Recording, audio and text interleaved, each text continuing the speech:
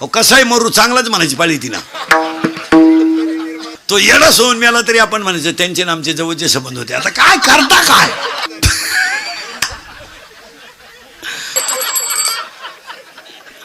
त्याला एकदा सोसायटीचं चेअरमन केलं ते त्यानं 300 वर एकला तरी आपण त्यांनी म्हणायचं गावाच्या विकासात त्यांचा फार वाटा आहे. आता काय कर त्याच्यापर्यंत त्याला उचलून आपटलं तरी आपण म्हणायचं त्यांनी कुटुंबाची घडी अतिशय. बरे 10वेला भाषण करणारी माणसं काय टाळ्यावर नाही राहती. ते माईकवर बोलणार राहतं भांबेल आणि भाषण करणाऱ्यांना सूत्राने एक नेटकं चालू होतं. त्याला माहित नव्हतं गडी मेलाय का बाई मेली का काय केलं. त्या बाईच्या नवऱ्याचं नाव होतं बाबूराव आणि त्याची मिलती बायको. पण ती एकाला मोठ्याला बोकांडी घ्यायचं ते माईकवरचं लगेच म्हणलं ते श्रद्धांजली वाहतील. ते रस्त्यानंच होती घाई झाली. ते आले ते बाबूराव चमन करून बसलो होतो पुढं. याने तपासच नाही केला कोण गेलंय.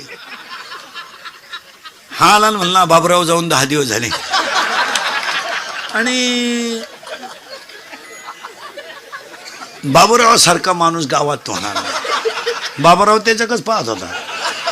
बाबूराव म्हणला आता माया बायकोचा दाव आहे म्हणून सोडलं तुला नाही तर उचलून आपडलं असतं. मी बायको पाहिली दुसरी तू म्हणतो बाबूराव जाऊन 10 दिवस झाले. बाजारात वाटी बसायची एकाला म्हातारी जाते कुपारी म्हातारी कृष्ण म्हातारी आणि कृष्णाने पहिली मारली माया दुसरा मारला बाबळभट. बाबळभट नावाचा शब्द आहे त्याचं नाव आहे अंका. कृष्णाच्या बाजारात वाटी बसायची एकाला म्हातारी जाते कुपारी म्हातारी कृष्ण म्हातारी आणि कृष्णाने पहिली मारली माया दुसरा मारला बाबळभट. बाबळभट नावाचा शब्द आहे त्याचं नाव आहे अंका.